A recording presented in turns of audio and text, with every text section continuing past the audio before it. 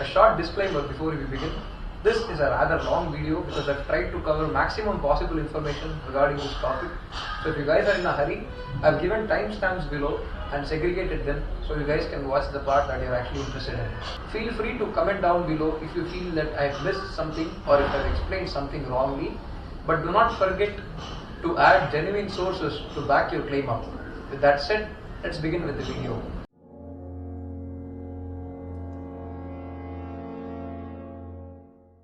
My name is Bharat, welcome to the channel. So if you are in the market for buying a two-stroke motorcycle like mine, or if you are in the market for buying a cylinder block piston kit for your two-stroke motorcycle, moped, scooter, whatever, you have most likely received a lot of advice from your friends and mechanics in this community, ranging from, bro, sell this off to scrap and then just buy a new Ola scooter, and to the another extreme end of, bro, don't worry even if it costs both of your kidneys, just sell it off and buy a brand new old stock block piston kit.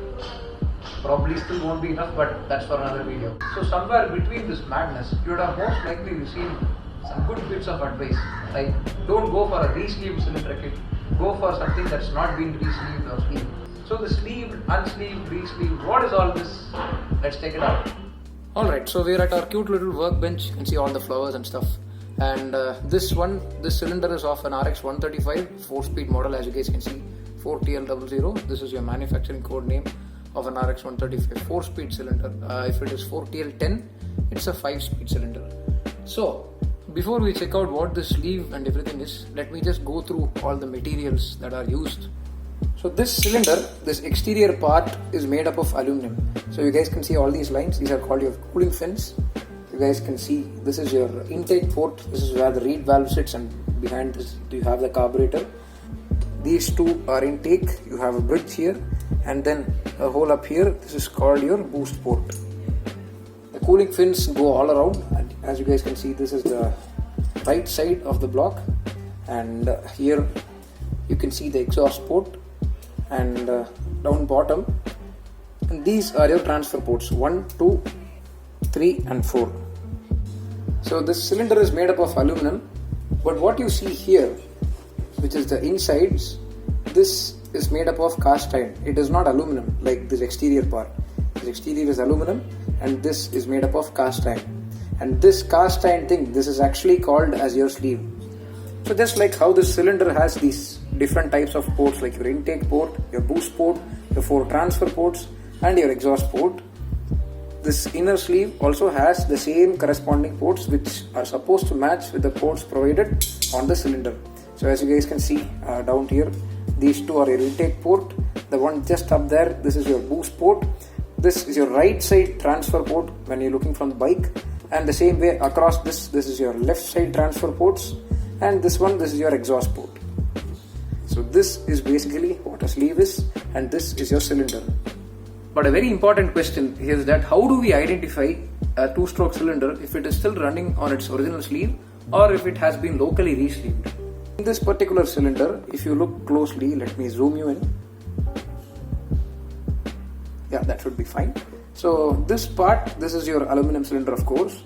You guys can see where the color changes. This is actually your factory sleeve, the one that the cylinder originally came with. The one just in ahead, just front of this is actually a local sleeve. So what has been done is that this factory sleeve has been bored out by a lathe, and what they have done is they have taken this replacement sleeve, used a hydraulic press and then pushed it in. So that is why you are able to see 2 sleeves there. So this is what most people would call as a sleeved cylinder. The correct term for it is actually re-sleeved instead of just saying sleeved, because technically speaking, all RX and AX engines have to be sleeved from the factory. They cannot come unsleeved. This naming problem is just like what people mention engine oil and 2T oil with these 2 strokes. If you have that confusion, check the video, link is down in the description box below. If you're trying to find this on a cylinder kit, say from a Yamaha RX series of motorcycles like the 100, 135, GZ, 4-speed, 5-speed, even the King, then you can try the same method of inspecting the top portion and looking for the sleeve lines. Especially on an RX series engines, it's actually pretty easy. First, make sure to clean the top portion with some solvent like some petrol or kerosene, and use a Scotch-Brite pad, the one that people use to clean utensils, and slowly get rid of all the grease, oil and carbon on top of it, because that could hide what's beneath here. So once you clean it up, if you see those two sleeve lines like mine, there is high chance that this is a re-sleeved cylinder. But if you don't find two lines, if you only find this one line and that's your aluminum cylinder, and then there is a high chance that this is actually a cylinder that's still running on its factory sleeve. And this method of identifying if a cylinder has been re-sleeved or not, of seeing the top portion, will work even on the Java and SD based two-stroke motorcycles.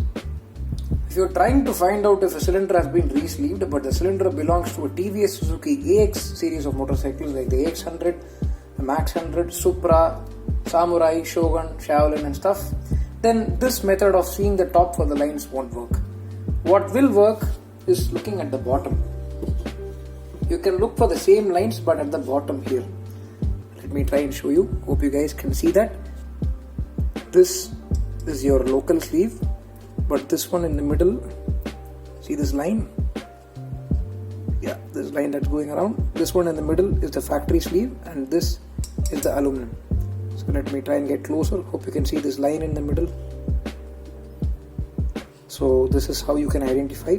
Another thing is that this edge, when they sleeve, they will cut it off with an angle grinder. So you can look here for any sharp edges. So yeah, hope you guys can see this here. So there's a clear, you can see this little gap here. This has been caused by that. So anything sharply cut. So you guys can see that this portion of the aluminum has been damaged due to the cutting mark. So these same marks and the same lines would be visible on a TVS Suzuki AX series of engines, just that it won't be visible on the top like a Yamaha RX series of engines. So that's the difference between them. But if you're looking for the same on a Kawasaki Bajaj KB series of two-stroke motorcycles like the KB100, KB125 RTZ, basically this is what you get. Nothing, because those cylinders cannot be re-sleeved, cannot even be rebored, because they don't use the same cast iron sleeve that we use on the RX and AX series of motorcycles. Their sleeve is made up of something called as Nikasil, basically hard chrome, and this sleeve material is more durable than cast iron, and it is used in modern two-strokes which are made by KTM, Husqvarna, are sold internationally as dirt bikes.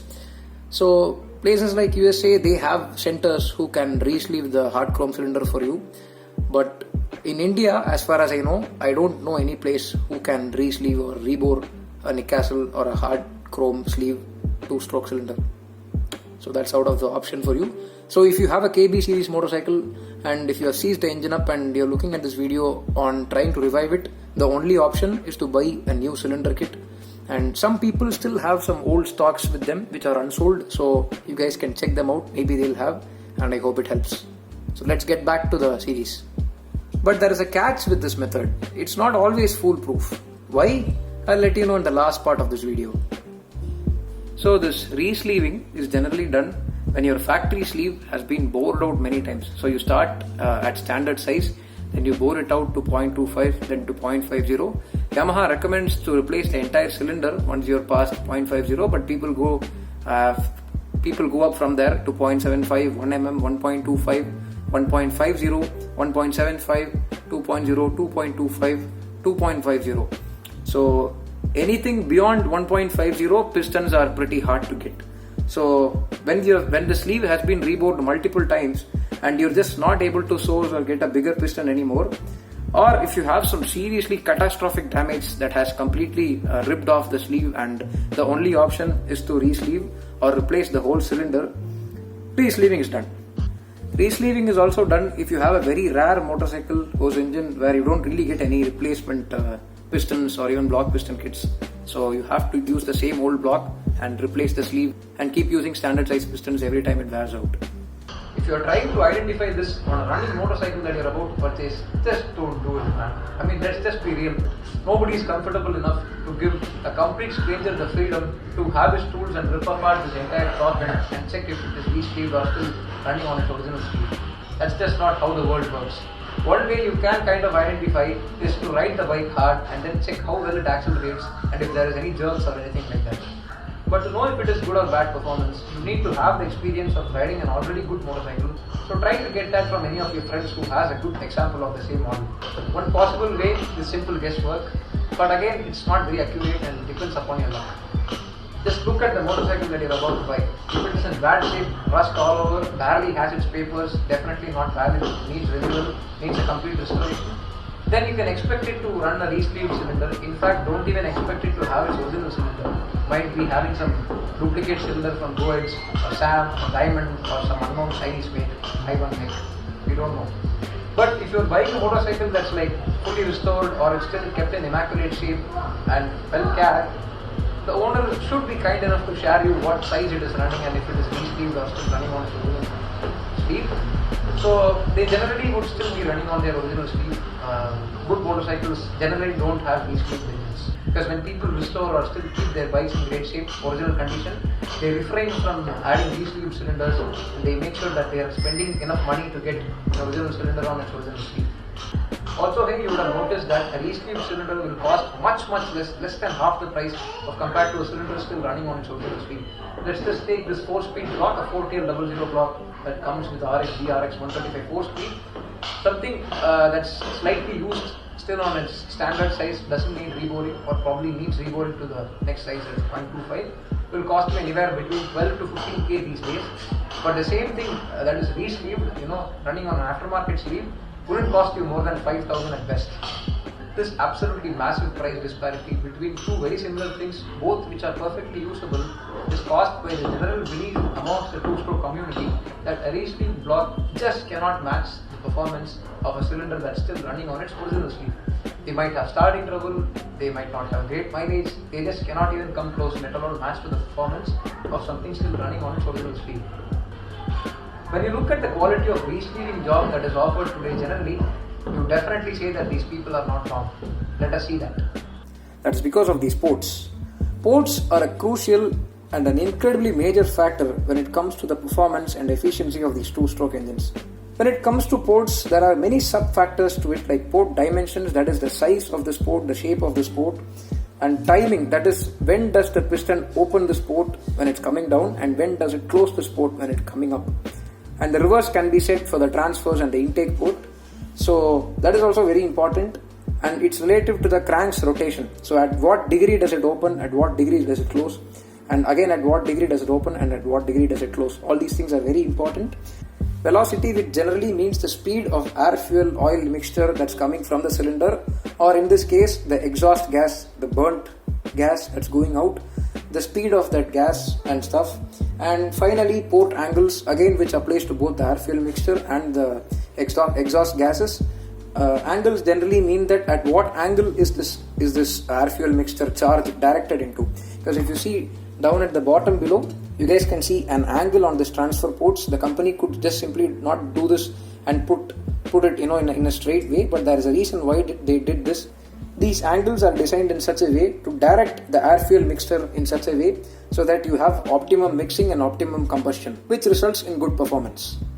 One such factor that we are focusing here is port matching.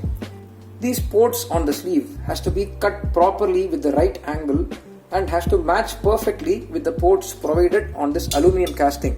Stuff like these transfer ports go up here and come through here. This is your bike's right side, and the same way for your engine's left side. So same way this port goes here and it should come through here. This transfer port carries the air fuel mixture from down the crankcase, and the piston coming down will push it upwards and push it into the combustion chamber.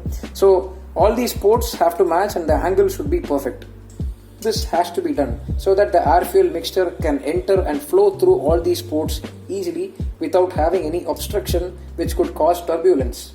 This means that the engine would be able to breathe better, breathe easier, so the performance and efficiency of this engine would be good. If you're finding this very complicated or very difficult, it's actually very simple if you think it in another way. One day you might have a blocked nose, one day you might have a free nose, right? So if you have a blocked nose, it's very difficult to breathe because you have all the obstruction there caused by the cold. And if you don't have a blocked nose, the pathway is clear, you're able to breathe clear, and you just have a happier life, Same way, if these ports are properly matched, that means there are no obstruction like your blocked nose, and the nose is free, same way the engine is free. You can breathe freely, the engine can breathe freely. You'll feel a lot more active with an open nose, same way the engine is also going to perform a lot better when all these ports are properly matched and it's not causing any obstruction for the flowing air fuel oil mixture or even the exhaust gases. And this is where most of our local re-sleeving quality just falls face down flat on the floor. As you guys can see, this is your intake port, and the sleeve has not been cut or matched properly. And as you guys can see, this portion, this portion, as I am not able to flow smoothly. Think of this tip as air fuel mixture. It's not able to flow. It has to hit, turn and flow. This is going to cause disturbance here, and this ridge is basically your obstruction. The same way can be said for the boost port.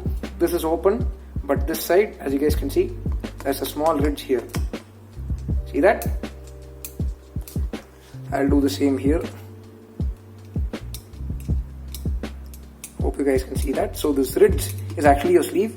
This one is actually your aluminum casting, and the sleeve has to match perfectly so that there is no these unnecessary ridges, and this is all around the cylinder. I shall post some pictures, hope you guys can see that.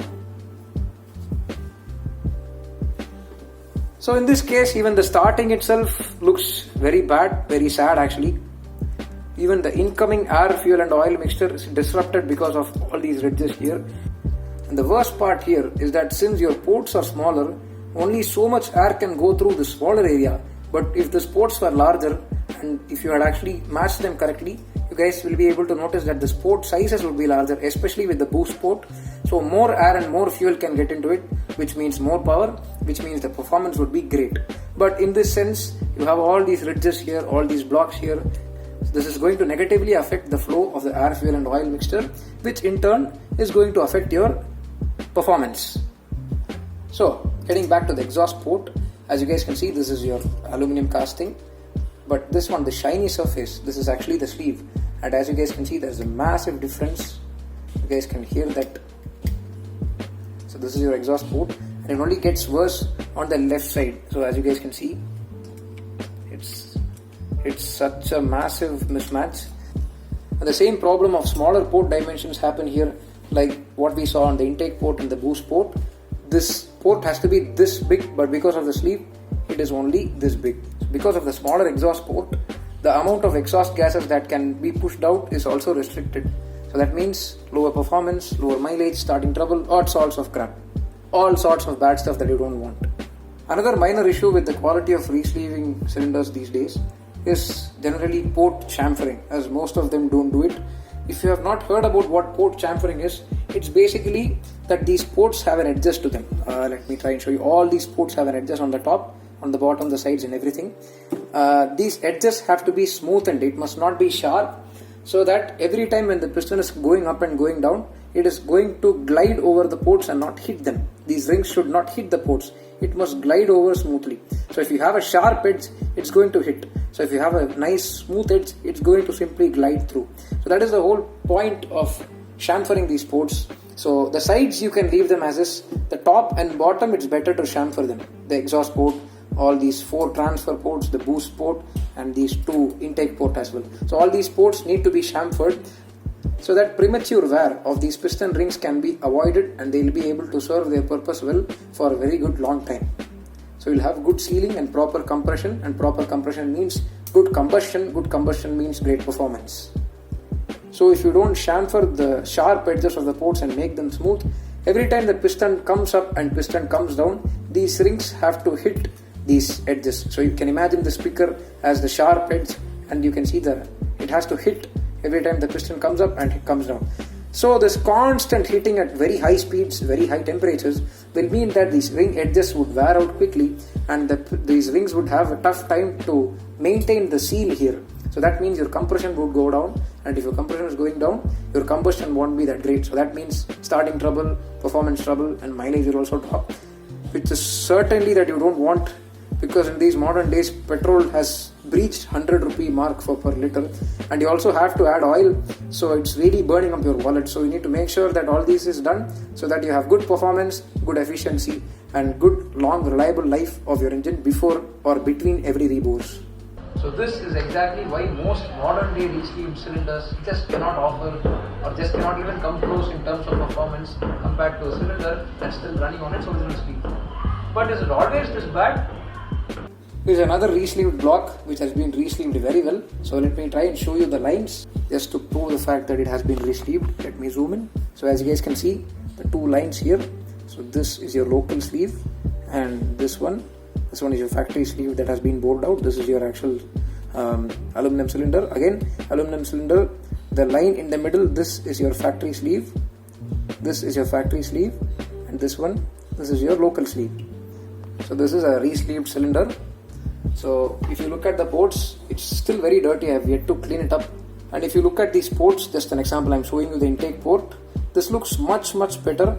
Still, there are a little tiny amount of sleeve material still popping out, but definitely not as bad as the old one. This is your intake port and this is your boost port. As you guys can see, looks a lot better. I still have the piston inside it. That is why it looks a little weird. We have to take out the piston. So let us now check the exhaust port. Same way, as you guys can see, not much protrusion. This is actually carbon and not the sleeve. So looks a lot better compared to the last one, and still has the piston as I said earlier. So even if this is not the best example of a good re-sleeving job, this is still a lot better than the last one. Better enough to have the differences quite easily visible. It's just day and night substantial difference.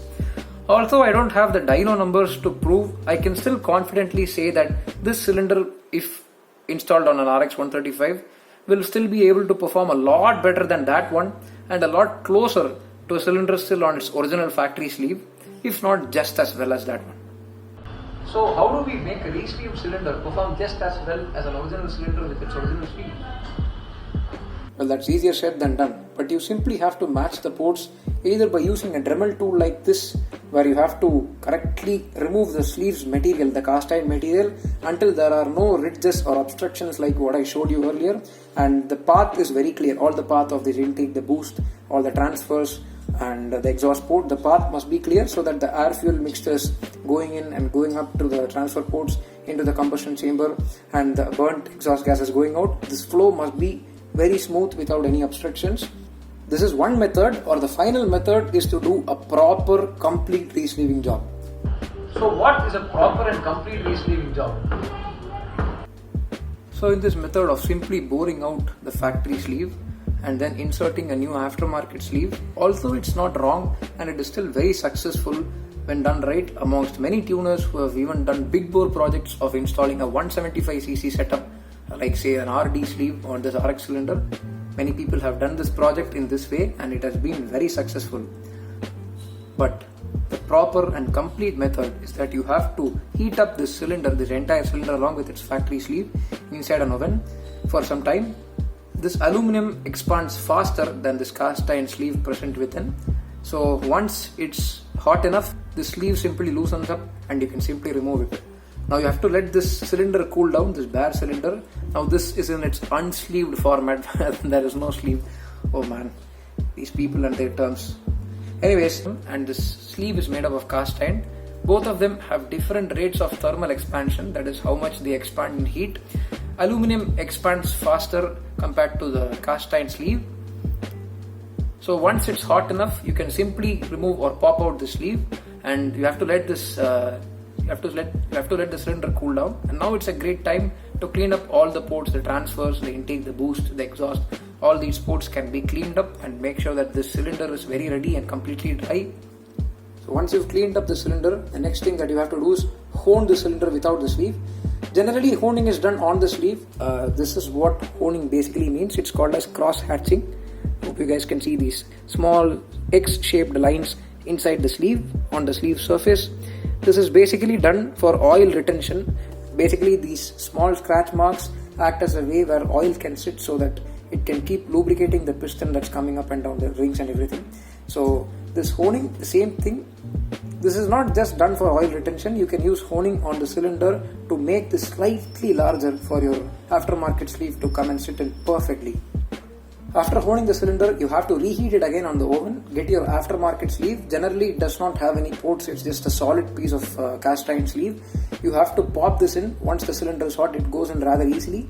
And once it's inside, you have to map the ports. That is, you have to mark out where to cut on the sleeve. So once you've done that correctly, there is actually a method of using some sort of a fluid. I don't know what it is. I'm guessing that it's a secret within elite tuners, and I don't know what it is, but what they do is that they pour that fluid within, so it will correctly etch out the marks where the ports have to be cut out. So wherever it has edged, you have to cut the ports, so it will edge around on the intake, the boost ports, the transfer ports, and the exhaust ports. So you will have correct, almost accurate, 99% accurate port cutouts. And so once you have pushed in the uncut sleeve into this hot bore, let it cool down, map the ports, and then again reheat the cylinder and remove this uncut sleeve. And then now that you have the ports, you know where to cut out. You have to remove material and cut out the ports perfectly and make sure that the angle is also maintained. And once that's done, again your cylinder does not have a sleeve, so you have to reheat it up. And now that your sleeve is ready, everything is cut out, everything is ready, you have to pop in the new sleeve and make sure that it doesn't rotate when you're pushing it in. It must stay constant, and you have to simply pop it in. And since the cylinder is still hot and it has only started to cool down, you have a few seconds to correct the sleeve if it unknowingly rotated during the installation. So you have to be very fast there and correct the orientation and avoid it from rotating again. So once the aluminum cools down, it's going to contract and tighten up, hold the sleeve. Job is done. You have a perfectly re-sleeved cylinder. And now you can start to do the default of boring the sleeve out to the standard size and then chamfering this port and doing the honing process of this cross hatching, as I mentioned before, as it will help with oil retention and chamfering, which will also help a lot in prolonging the life of the piston rings. Once that's done, now you have a properly re-sleeved cylinder that can perform just as well as the original one, if not even better. But very few people still do this method. It's very hard to find them, as most of them are not willing to show what method they are doing, and most of them are only working with drag tuners, people who build these two strokes for drag purposes or rally purposes, and not for humble city riders like me and you. But it's still done, but very rare. I believe people who do this also charge more amount for it, but I think it's definitely worth it.